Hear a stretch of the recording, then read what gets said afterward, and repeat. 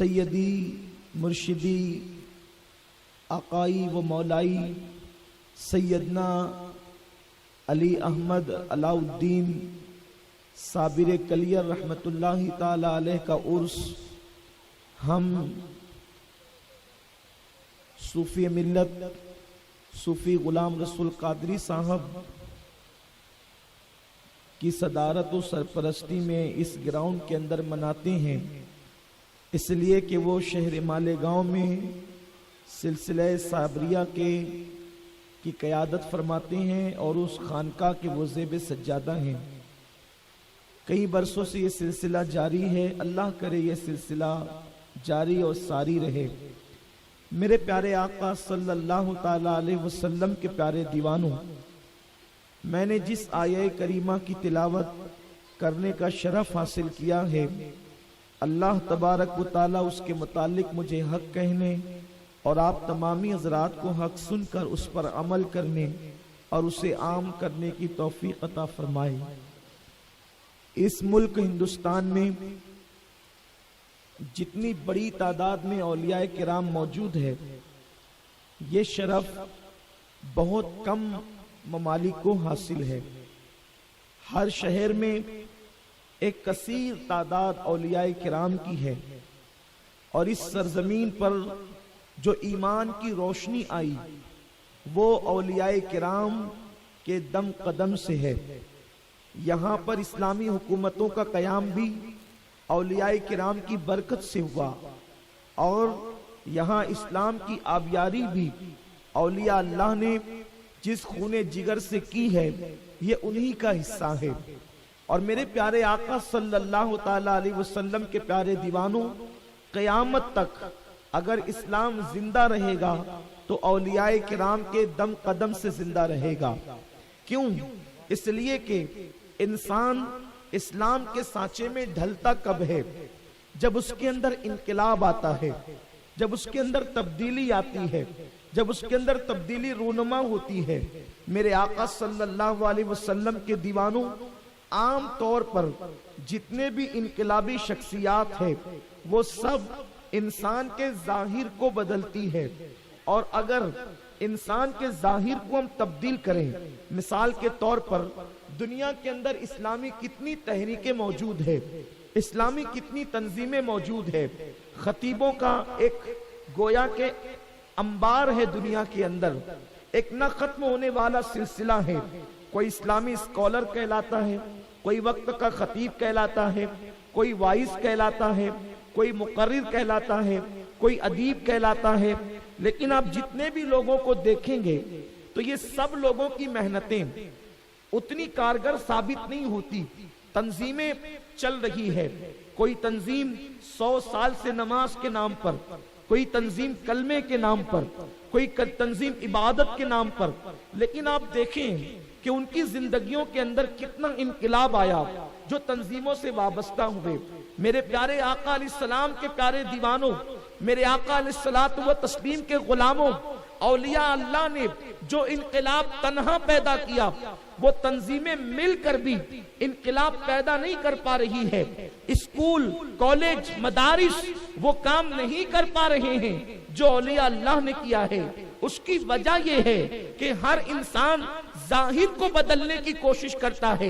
مثال کے طور پر اگر آپ نماز کی تنظیم دیکھ لیں کہ نماز کے نام پر جو تنظیم کم و بیش 100 سال پہلے قائم کی گئی، آج اس کے اندر آپ کو نمازی تو ملیں گے، لیکن جو نماز پڑھتا ہے وہ آپ کو زنا کے اڈے پر بھی نظر آئے گا۔ جو نماز پڑھتا ہے وہ آپ کو ناپ تول میں کمی کرتے بھی نظر آئے گا۔ جو نماز پڑھتا ہے وہ بیوی پہ ظلم کرتا بھی نظر آئے گا۔ جو نماز پڑھتا ہے وہ کسی کا حق مارتا بھی نظر آئے گا۔ وہ کوئی جو نماز پڑھتا ہے اولاد کی تربیت میں کمزور بھی نظر آئے گا۔ گویا کہ ایک پہلو کو اس نے اختیار کیا اور سارے پہلو اس سے چھوٹ گئے۔ اس کی وجہ کیا ہے کہ انقلاب ظاہر میں لایا گیا تو انسان نمازی تو بن گیا لیکن مکمل اسلام پر وہ عمل نہ کر سکا. لیکن اللہ اکبر، آقا کریم کی زندگی کو دیکھیں، ان کے بعد صحابہ کو دیکھیں، ان کے بعد اولیاء کو دیکھیں. ان کی تبلیغ اس لیے کامیاب تھی کہ ہر انسان ظاہر کو بدلتا ہے، لیکن میرے آقا صلی اللہ علیہ وسلم نے ظاہر کو نہیں بدلا بلکہ صحابہ کے باطن کو تبدیل کیا، ان کے اندر کو تبدیل کیا، ان کے اندرونی زندگی میں انقلاب پیدا کیا. انقلاب باہر سے آتا ہے تو انسان کا ظاہر رنگتا ہے اور بعد میں پھر وہ کبھی بدل بھی سکتا ہے، لیکن جب انقلاب اندر سے آتا ہے، اندرون پاک ہو جاتا ہے، جس کو دل کی پاکی کہتے ہیں، جس کو دل کا تزکیہ کہتے ہیں، جس کو دل کا انقلاب کہتے ہیں. جب انسان کا وہ بدل جاتا ہے تو پھر نتیجتاً انسان مکمل سمجھ جاتا ہے، پھر وہ ایک رکن پر عمل نہیں کرتا، اس کی پوری زندگی بدل جاتی ہے. اس کو ایک مثال کے ذریعے سے یوں سمجھیں، میرے پیارے آقا صلی اللہ علیہ وسلم کے پیارے دیوانوں، ایک کنویں کے اندر کتا گر جائے اور کتا گرنے کے بعد الگ الگ انداز سے دانشور آئے. کوئی کہے اس میں سے اتنے ڈول نکال دو اور پانی کو پھینک دو، کوئی کہے اتنے ڈول نکال دو پانی کو پھینک دو، کوئی کہے اتنے ڈول نکال دو پانی کو پھینک دو، کوئی کہے پورا کنواں جو ہے اس میں سے پورا پانی نکال دو کہ پانی کا ایک قطرہ اس میں موجود نہ رہے. آپ نے سب پر عمل کیا، لیکن اس کے باوجود بھی آپ 10 ڈول نکالے، 100 ڈول نکالے، 200 ڈول نکالے، 50 ڈول نکالے، 500 ڈول نکالے، حتیٰ کہ ایک پانی کا قطرہ بھی اس میں سے اس کے اندر نہ رہے، پورا پانی کو اس کے اندر کا ختم کر دے، لیکن اس کے سوتے تو جاری ہے. آپ نے پانی ایک ایک قطرہ نکال دیا، لیکن جب پھر پانی آئے گا تو اب بھی وہ پانی گندا ہوگا، اب بھی وہ پانی ناپاک ہوگا، اب بھی اس پانی کے اندر جو ہے وہ کتے کے بال آئیں گے، کتے کی گندگی آئے گی. اس کی وجہ کیا ہے؟ اس لیے کہ آپ نے پورا کنواں تو صاف کر دیا، لیکن اس کے اندر جو کتا بیٹھا ہے اس کتے کو آپ نے نہیں نکالا، اس لیے پانی جتنا بھی آتا جائے گا گندا ہوتا جائے گا. میرے آقا علیہ السلام کے پیارے دیوانوں، لیکن کوئی دانشور آئے اور آنے کے بعد وہ کہے میرے عزیز پہلے کتے کو باہر نکال، جب کتا باہر نکل جائے گا تو کنواں خود بخود پاک ہو جائے گا، کنواں خود بخود صاف ہو جائے گا. تو صوفیاء کرام نے یہی حضور علیہ الصلوۃ والتسلیم کے نبوی مشن پر چل کر کے کہ صحابہ کرام کے جو دل کو حضور نے پاک کیا، جو اندر غرور کا کتا تھا، جو اندر تکبر کا کتا تھا، جو اندر پاپ کا کتا تھا، جو اندر گناہوں کی محبت کا کتا تھا، جو اندر لوگوں پر سختی کا کتا تھا، جو ظلم اور زیادتی کا کتا تھا، اللہ کے حبیب نے ان کے دلوں سے نکالا اور صحابہ کو چمکتا دمکتا ستارہ بنا دیا. اسی طرح صوفیاء کرام، اولیاء اللہ، ان کے نقش قدم پر چلتے ہوئے پہلے خود اپنے دل کو پاک کرتے ہیں، پہلے خود اپنے من کو پاک کرتے ہیں، اور اس کے بعد وہ چند ہی لوگوں پہ محنت کرتے ہیں اور چند لوگوں پہ محنت کر کے ان کو اس بلندی پر پہنچا دیتے ہیں کہ جو ان کو دیکھتا ہے وہ اسلام کے دامن میں آنے پر مجبور ہو جاتا ہے. آج لوگ ہمیں دیکھ کر اسلام قبول نہیں کرتے، اس لیے کہ ہماری زبان کچھ کہتی ہے، ہمارا عمل کچھ کہتا ہے، یعنی اندرون ہمارے پاک نہیں ہے. اور قرآن حضور کی آمد کا مقصد بیان کرتا ہے وَيُزَكِّيهِمْ، کہ یہ دلوں کا تزکیہ کرنے کے لیے آئے تھے. اور جن کے دل صاف ہو جاتے ہیں، جن کے دل پاک ہو جاتے ہیں، جن کا اندرون پاک ہو جاتا ہے، انہی کو صوفیاء اور اولیاء کے نام سے ہم جانتے اور پہچانتے ہیں. اب آئیے ان صوفیاء کرام کی زندگی کو دیکھیں. میرے پیارے آقا علیہ السلام کے پیارے دیوانوں، سرکار غریب نواز نے چند ایک کو سنوارا. مثال کے طور پر حضرت بابا قطب الدین بختیار کاکی کو انہوں نے سنوارا. کس طریقے سے سنوارا کہ آپ دلی کی زمین پر بیٹھ گئے تو دلی آپ کے کنٹرول میں آ گیا. صوفی حمید الدین ناگوری کو ناگور کی سرزمین پر آپ نے بٹھا دیا. تو کس محبت کے ساتھ آپ نے اہل ناگور کی زندگی میں انقلاب بپا کیا. میرے پیارے آقا علیہ السلام کے پیارے دیوانوں، وہ محبتوں کے سفیر بن کر، محبتوں کے دائی بن کر وہ اللہ اکبر زمینوں پر جاتے اور لوگوں کا دل جیتتے اور لوگوں کو قریب کر کے ان کی زندگیوں میں انقلاب بپا کرتے. انہی صوفیاء کرام میں ایک اللہ کے برگزیدہ بندے، اللہ اکبر، صاحب عرس سید علاء الدین علی احمد صابر کلیر ہے. ان کا ذکر آپ برسوں سے فقیر قادری سے سن رہے ہیں. میرے پیارے آقا علیہ السلام کے پیارے دیوانوں، لیکن جتنا بیان ہوا ہے وہ بہت کم ہے اور جتنا باقی ہے وہ بہت زیادہ ہے. ابھی پوری زندگی بھی بیان ہوتا رہے تو بھی ان کی زندگی کے نکات ختم نہیں ہو سکتے. یہ حضرت سیدنا بابا فرید الدین گنج شکر رحمت اللہ تعالی علیہ کے مرید بھی ہیں، خلیفہ بھی ہیں، بھانجے بھی ہیں اور اور داماد بھی ہیں میرے آقا صلی اللہ علیہ وسلم کے پیارے دیوانوں، بابا فرید الدین گنج شکر رحمت اللہ تعالی علیہ کو ان کے پیر و مرشد نے وہ نوازا، وہ عنایتیں کی کہ اس کے بعد اللہ اکبر فیض کا ایک دریا جاری ہو گیا۔ میرے آقا صلی اللہ علیہ وسلم کے دیوانوں، یہ بات آپ سن چکے ہیں کہ سرکار صابر کلیر رحمت اللہ تعالی علیہ، ان کا نام علی احمد، ان کے والد کا نام عبد الرحیم عبد السلام، ان کے والد کا نام سید عبد الوہاب قادری، اور ان کے والد کا نام سید عبد القادر جیلانی، یعنی ہم سب کے غوث العظم دستگیر بغدادی رضی اللہ تعالیٰ عنہ ہیں۔ حضرت صابر پاک کے والد کی ولادت بغداد شریف کے اندر ہی ہوئی۔ اس سے پتہ چلتا ہے کہ یہ سرکار غوث العظم رضی اللہ تعالیٰ عنہ کے حقیقی پوتے تھے۔ اور بعض مورخین نے یہ بھی لکھا ہے کہ حضور غوث العظم کی ظاہری حیات میں حضور صابر پاک کے والد کی ولادت ہوئی۔ میرے پیارے آقا صلی اللہ علیہ وسلم کے پیارے دیوانوں، بہت اختلاف ہے تاریخ کے اندر۔ آپ مسالک السالکین اٹھا کر دیکھیں، خزینۃ الاسفیہ اٹھا کر کے دیکھیں، اسی طریقے سے اخبار الاخیار اٹھا کر کے دیکھیں، گلزار صابری اٹھا کر کے دیکھیں۔ ایک مورخ ایک سیرت نگار دوسری کی روایت کو قطعاً معتبر نہیں مانتا، اور اس طریقے سے سدھا اختلاف ہے۔ لیکن ان اختلاف میں نہ میں پڑھنا چاہتا ہوں اور نہ آپ کو پڑھنے کی اجازت دیتا ہوں۔ ہمیں جو روایات پسند آئے، اگر اس میں بزرگی اور فضیلت ہے، ہم اس کو تسلیم کرتے چلے جائیں۔ تو بغداد میں آپ کی ولادت ہوئی، اور آپ جو ہے اپنے والد کی اجازت سے ہرات کی سرزمین پر تشریف لائے، اور شیخ جمال الدین فاروقی رحمت اللہ تعالی علیہ، جو بابا فرید الدین گنج شکر رحمت اللہ تعالی علیہ کے والد تھے، ان سے جب آنکھیں چار ہوئی تو آپ نے ان کو دیکھ کر فرمایا، اے شہزادے، کیا تو عبد الوہاب جیلانی کا بیٹا ہے؟ آپ نے فرمایا ہاں۔ تو ارشاد فرمایا کہ میرے خواب میں امام الانبیاء تمہارے نانا جان تشریف لائے تھے، اور ارشاد فرمایا کہ اپنی بیٹی کا نکاح، اپنی بیٹی ہاجرہ کا نکاح اگر تو نے کسی کے ساتھ کرنا ہے تو اپنی طبیعت سے نہیں کرنا، بلکہ میری اولاد میں عبد الوہاب جیلانی میرے عبد القادر کا بیٹا ہے، اس کے بیٹے کا نام عبد الرحیم عبد السلام ہے، ان قریب وہ ہرات میں داخل ہوگا، اور اسی کے ساتھ تو نے اپنی بیٹی کا نکاح کرنا۔ تو حضرت شیخ جمال الدین فاروقی رحمت اللہ تعالی علیہ، جن کو اس دور میں شیخ الاسلام کا خطاب اس زمانے کے علماء نے دیا تھا، اور آپ بادشاہ کی طرف سے قاضی القضات کے منصب پر فائز تھے، اللہ اکبر، انہوں نے اپنی بیٹی ہاجرہ کا نکاح اللہ اکبر جناب صابر پاک کے والد کے ساتھ کیا۔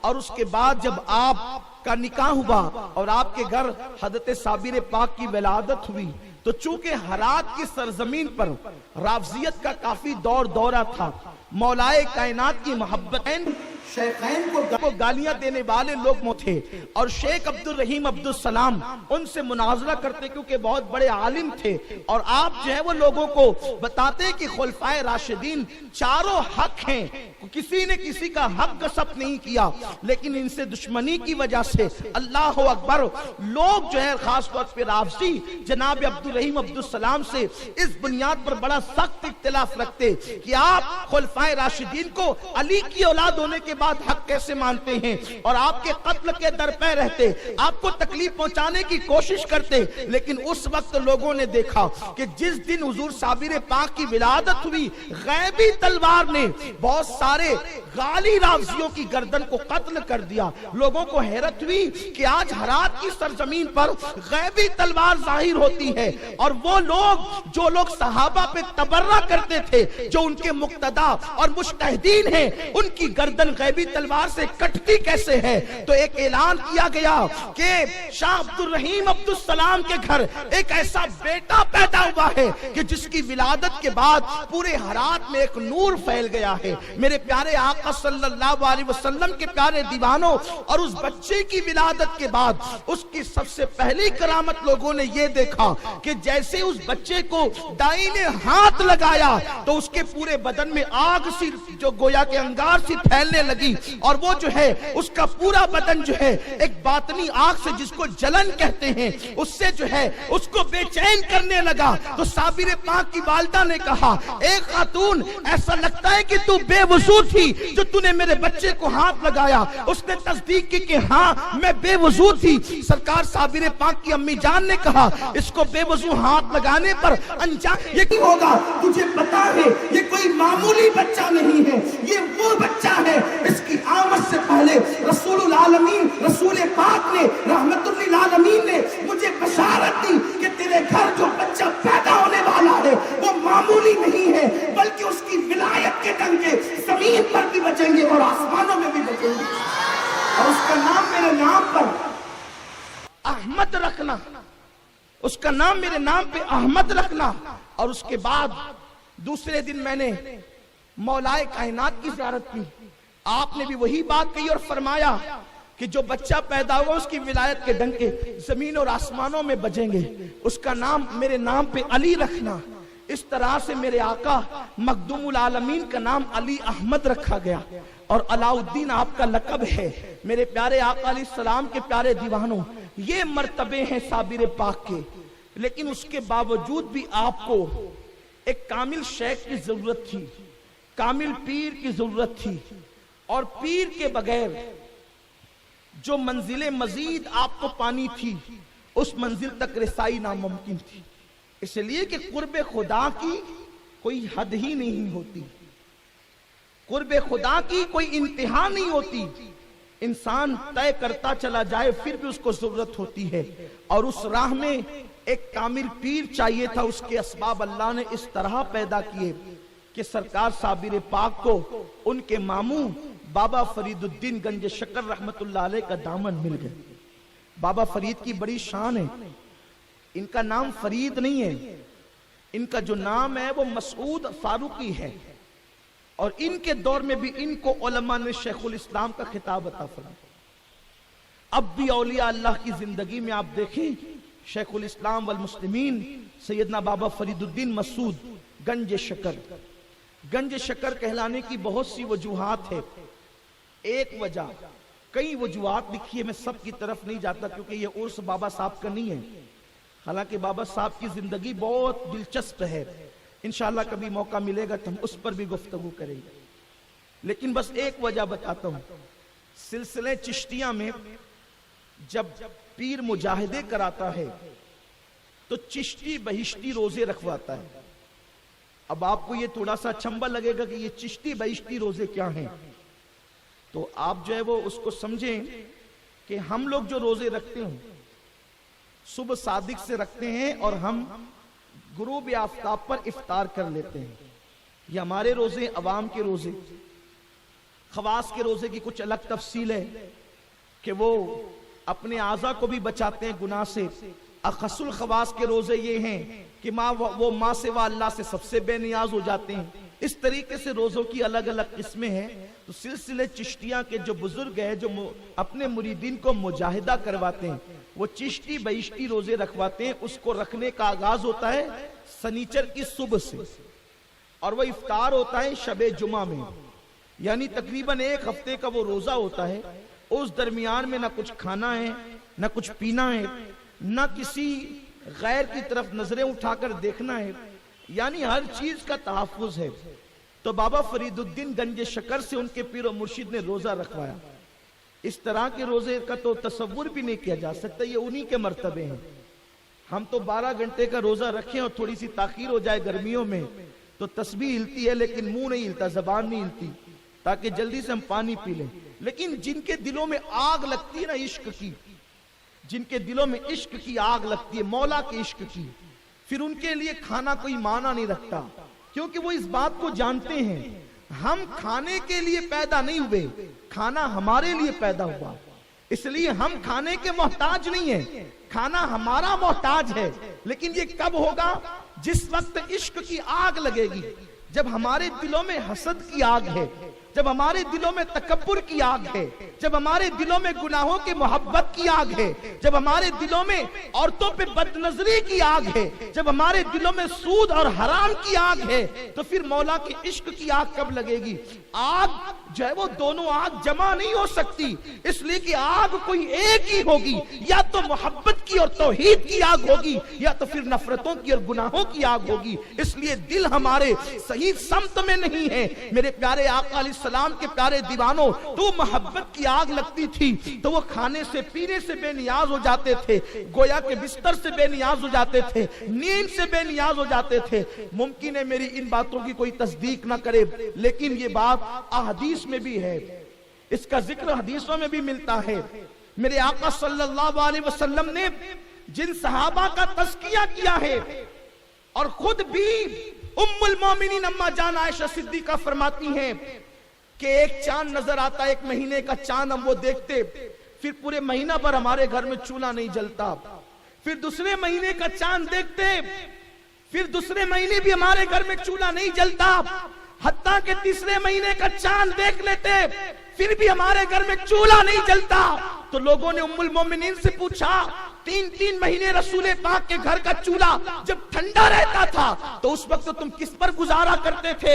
अम्मा जान आयशा सिद्दीका कहती हैं, 2 काली चीजों पे गुजारा करते थे, या तो पानी पी लेते थे, या तो खजूरें खा लेते थे, या कभी पड़ोस की औरतें अपनी बकरी का दूध धोकर जाती तो एक कटोरे में पूरा गुजारा कर लिया करते थे। मेरे प्यारे आका अलैहिस्सलाम के प्यारे दीवानों, उम्मुल मोमिनीन आयशा सिद्दीका फरमाती हैं कि हुजूर सैयद आलम का हाल ये होता कि हुजूर फाके पे फाका करते, पेट पे पत्थर बांध लेते, और एक पत्थर से भी हुजूर अलैहिस्सलातु व तस्लीम की बतकाज़े बशरियत कमर मुबारक अपनी जगह कायम न रहती तो दूसरा पत्थर बांध लिया जाता। सहाबा किराम की कैफियत ये थी, हुजूर अलैहिस्सलाम ने उनके तज़किये के लिए इस मंजिल से गुजारा। हजरत अबू हुरैरा फरमाते हैं, हम लोग रुकू में होते और भूख की वजह से जमीन पे गिर जाते, खड़े होते नमाजों में हम जमीन पे गिर जाते, खड़े रहने की ताकत नहीं रहती। हुजूर ने जो सूफिया सहाबा थे, यूं तो हर सहाबी सूफी है, लेकिन जो वो खास मखसूस तबका था सहाबा में सूफिया का, उनको इस मंजिल से गुजारा। लोग उनको पागल समझते थे, उनके मुंह से झाग निकलती थी भूख की वजह से, इस अंदाज से वो अपनी जिंदगियों को गुजारते थे। इसीलिए तो सैयदना अबू हुरैरा फरमाते हैं, हुजूर सैयद आलम सल्लल्लाहु अलैहि वसल्लम ने मुझे 3 किस्म के उलूम अता फरमाए। एक तो वो जो मैं सुनूं उसको पहुंचा दूं, बल्लिगु अन्नी वलौ आया। एक दूसरा वो जो मैं खवास तक पहुंचाऊं। तीसरा वो ऐसा अगर मैं उसका जिक्र कर दूं तो लोग मेरी गर्दन उड़ा दे, मैं मुझे कत्ल कर दे। ये इस्लाम की तालीमात है। मेरे प्यारे आका अलैहिस्सलाम के प्यारे दीवानों, तो बाबा फरीदुद्दीन गंज शकर रहमतुल्लाहि ताला अलैह को चिश्ती बहिश्ती रोजे रखवाए। जब जुमा की शब आई, इफ्तार का वक्त आया, हफ्ते भर कुछ न खाया कुछ न पिया, इफ्तार का वक्त आया तो बाबा फरीद के लिए इफ्तार का कोई इंतजाम नहीं हो सका, कोई इंतजाम नहीं हो सका। पीर मुर्शिद से कहने में हया आई कि इफ्तार का कोई इंतजाम नहीं हुआ। पीर रोशन जमीर थे, फरमाया बाबा कुतुब ने, फरीद, अल्लाह अकबर, फरीद, बाबा फरीद को कहा फरीद, फरीद, अल्लाह अकबर।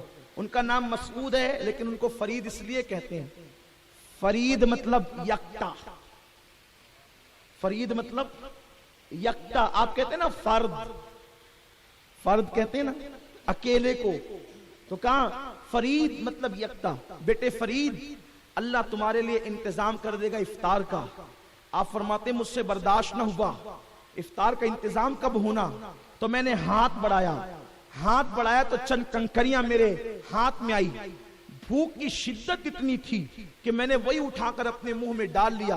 बाबा फरीद कहते हैं मुंह में डाला तो मेरे मुंह में शक्कर का मजा आने लगा, और मुझे यूं लगा कि जैसे मैंने शक्कर की डलियां रख ली है। ये बारीक शक्कर होती है ना, इसको हम शक्कर कहते हैं, लेकिन वो जो जिसको हम खड़ी शक्कर कहते हैं ना, उसको भी शक्कर कहा जाता है, जिसको हम मिश्री कहते हैं। तो आमतौर पे इस शक्कर का उतनी रिवाज न था, वही शक्कर थी जिसको आजकल हम खड़ी शक्कर कहते हैं, मिश्री कहते हैं। तो कहा कि मैं समझा कि मेरे मुंह में मिठास हो रही, मैंने शक्कर की खड़े डाल लिए, लेकिन यकीन ना आया तो फिर निकाला तो वो कंकरियां थी। मुंह में डाला तो वो शक्कर का मजा दे रही थी, और मेरी प्यास बुझती जा रही थी, और मेरी भूख थमती जा रही थी।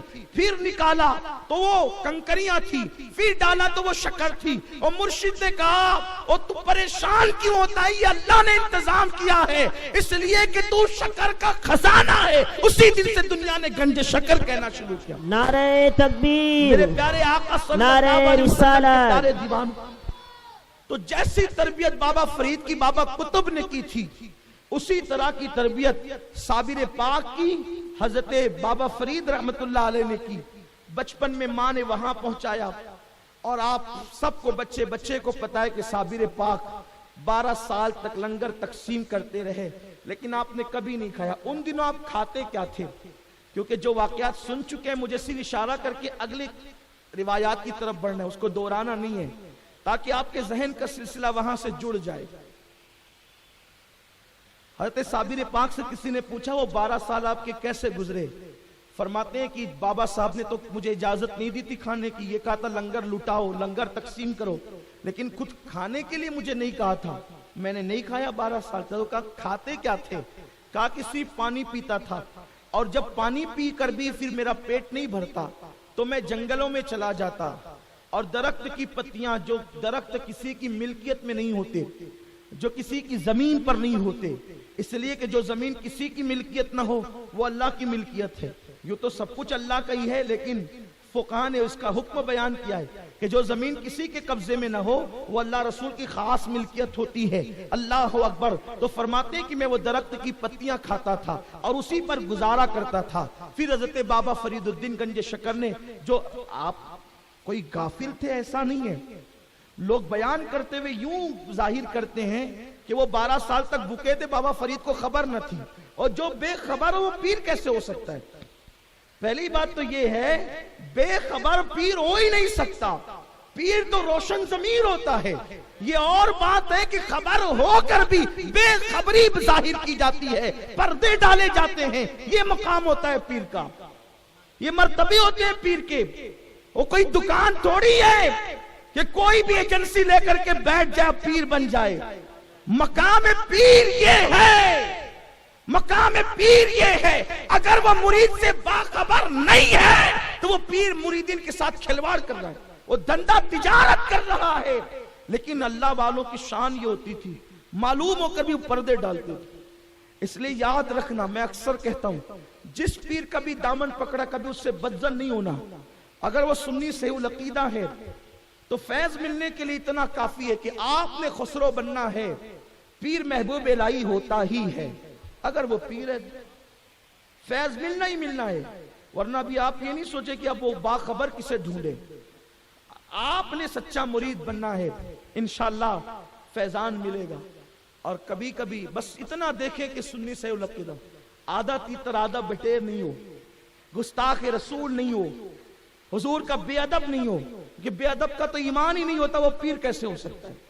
ہمارے شہر میں آج کل یہ دکانداری بھی خوب چل رہی ہے کہ جو لوگ کل تک پیری مریدی کا مذاق اڑاتے تھے اب وہ دکانیں کھول کے بیٹھ گئے ہیں. کل تک جو دعا تعویذ کا مذاق اڑاتے تھے اب وہ بھی دکانیں کھول کے بیٹھ گئے. ان سے پوچھو آپ کو اجازت کہاں سے ہے؟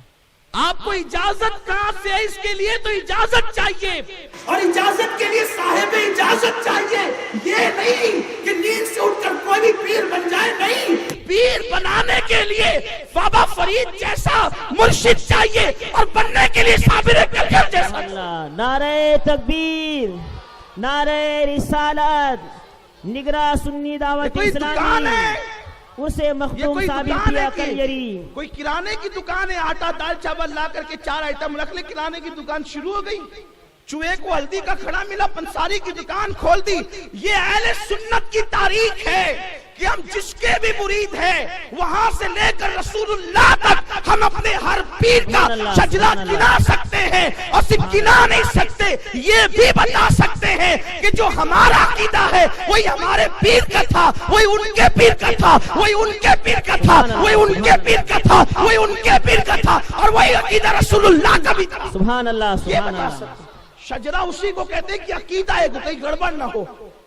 ورنہ ہو امام حسین تو یا رسول اللہ پکار رہے ہیں کربلا سے، اور آپ کے نزدیک یا رسول اللہ کہنا شرک ہے، تو آپ ان کے مرید کیسے ہوئے؟ اس لیے کہ مرید کہتے اس کو ہیں کہ پیر کے آگے سرنڈر ہو جائے. ورنہ آپ اپنی عقیدے کی کھیتی الگ چلائیں اور مرشدان طریقت کا نام الگ لیں.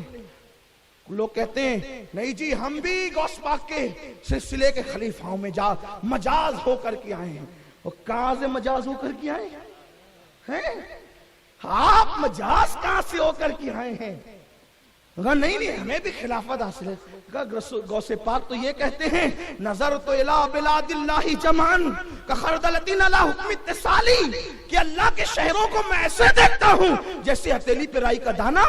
کیا تیرا یہ عقیدہ ہے؟ تو رسول اللہ کے لیے کہتا ہے کہ پیٹ کے پیچھے کی خبر نہیں. اور غوث پاک کا مرید کیسا ہے؟ غوث پاک کے سلسلے کا تو مجاز کیسا ہے؟ اور تیرا مجاز میں گڑبڑ ہو گئی، تو مجاز ہو نہیں سکتا. اس لیے کہ مجاز وہ ہوگا جو ہم عقیدہ ہوگا مرشدان. اس لیے دیکھ داغ کر ذرا سوچ سمجھ کر. ماریرا کے ہمارے سرکار نجیب میاں ماریروی فرماتے نا، پانی پیو چھان کے اور پیر کرو پہچان کے. کوئی رونگ نمبر کی طرف نہیں جانا. لیکن سنی ہو، پھر سنی ہوگا نا، پابند شرع سنی، اگر وہ نہیں پہنچا سکا تو اس کا پیر پہنچائے. بس سلسلہ متصل ہونا چاہیے. کڑیاں کڑی ملے گی نا. دیکھو کیا ہوتا ہے، ہمارے گھر کے اندر جو وائر آتا ہے نا، وہ باہر لگے ہوئے وائر کی طرح موٹا نہیں ہوتا. صحیح ہے؟ وہ باہر کا وائر جو اور اونچے تار سے ملا ہے اس سے موٹا وہ باہر کا، اس باہر سے باہر کا ہوتا ہے جو پاور ہاؤس تک جاتا ہے. ایسے ہی ہوتا ہے. لیکن جو کام وہ باہر کا موٹا وائر کرتا ہے وہی ہمارے گھر کا پتلا وائر بھی کرتا ہے. لیکن دونوں برابر نہیں ہے. کیوں کرتا ہے کہ یہ پتلا وائر اس سے جڑا ہوا ہے اور یہ پتلا وائر وہ پاور ہاؤس سے جڑ بھی نہیں سکتا، یہ اڑ جائے گا، اس کے اندر طاقت نہیں ہے. تو وہ پاور ہاؤس سے پھر ایک وائر اس طریقے سے کنیکشن آتا ہے. تو جو مدینہ منورہ کا پاور ہاؤس ہے نا، تو اس سے جو ہے وہ مختلف اس کے وہ بنے ہوئے ہیں، کیا کہتے ہیں، سب اسٹیشن بنے ہوئے ہیں. سب اسٹیشن بنے ہوئے ہیں اور ان سب اسٹیشن سے وائر چلتے ہیں اور وہ وائر پھر اپنے گھر کے اندر تک آتا ہے. تو یہی ہے کہ ہمارا ہاتھ حضور تک تو جا نہیں سکتا، تو انہی مشائخین طریقت کا ہاتھ ان کے مشائخ کے ہاتھ میں جاتا ہے اور ان کا ہاتھ ان کے مشائخ کے ہاتھ میں جاتا ہے. ان کا ہاتھ میرے مولا علی کی بارگاہ میں جاتا ہے، علی کا ہاتھ نبی کی بارگاہ میں جاتا ہے. ہم ان کے، وہ ہے تیرے، تو ہوئے ہم تیرے. اس سے بڑھ کر تیری سمت اور وسیلہ کیا ہے؟ سبحان اللہ سبحان اللہ. قرآن کہتا ہے وابتغوا الیہ الوسیلہ. بہرحال تو عرض یہ کر رہا تھا کہ اگر مرشد فیض نہ دے سکے اس کے پیر سے فیض ملے. کیسے؟ وہ بڑا مشہور سا واقعہ ہے. ایک شخص ایک دکان پہ گیا، کہا مجھے کچھ بھیک دے. اس نے کہا چل نہیں دیتا. کچھ ٹیڑے ہوتے ہیں فقیروں کو ایسے جھڑکا دیتے ہیں. کہا نہیں دیتا، جا. اس نے کہا دیتا کہ تیری دکان کو آگ لگاؤں. اس نے کہا تیری اوقات اتنی ہوتی تو بھیک کیوں مانگتا؟ تیری اوقات اتنی ہوتی کہ تو نظر ڈالے تو آگ لگ جائے تو بھیک کیوں مانگتا؟ اس وقت اس کا پیر وہاں موجود تھا، وہ دکان والے کا، وہ روشن ضمیر تھا. اس نے کہا دے دے بھیا ورنہ واقعی جلا دے گا. حضرت اس کی اوقات دیکھیں، آپ سر سے لے کے پیر تک کپڑا بھی صحیح نہیں پہنا ہے. چمکتا جمکتا جبہ پہن لیتا تو ممکن ہے کوئی سمجھ جاتا کہ بھئی کوئی اچھا سا آدمی ہے. ہمارے تو سارے لباس ہی ہم دیکھتے ہیں نا، ہم ہمیں کا پیش دیکھتے ہیں، ہم کرتوں کا لباس دیکھتے ہیں. لیکن نادانوں سنو، جن کے کنیکشن وہاں سے جڑ جاتے ہیں، حضور فرماتے ہیں ان کا حال یہ ہوتا ہے کہ اگر وہ گم جائے تو لوگ ان کو ڈھونڈے بھی نہیں. سبحان اللہ. وہ مر جائے تو لوگ ان کے جنازے میں بھی شرکت نہ کرے.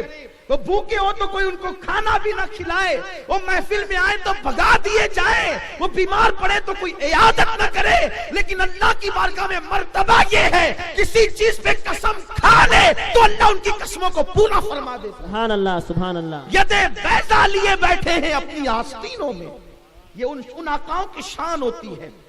میرے آقا علیہ السلام کے دیوانوں کا دے دے ورنہ جلا دے. کہا حضرت اس کی، کہا ہاں میں بھی جان، یہ خالی ہی ہے. اگر بڑا ہوتا تو تیرے دروازے تک مانگنے نہیں آتا. اس لیے کہ جو مانگے پھر وہ دے کہنے سکتے. دنیا میں دو قسم کے لوگ ہیں، ایک مانگنے والے، ایک دینے والے.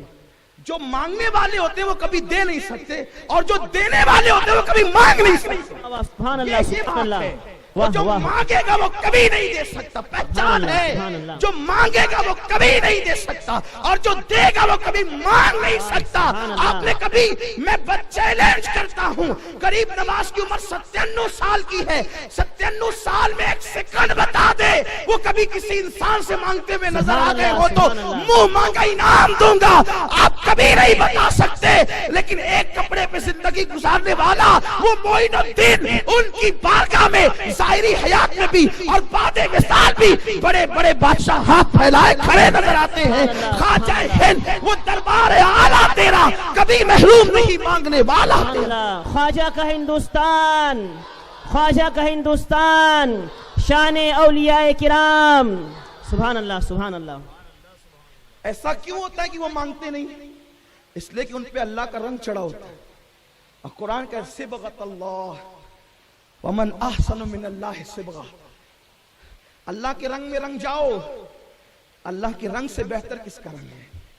اور یہ رنگ کب چڑھتا ہے؟ جب من پاک ہوتا ہے, دلوں کی صفائی ہوتی ہے. جب گناہ سے یہ رنگ چڑھتا ہے.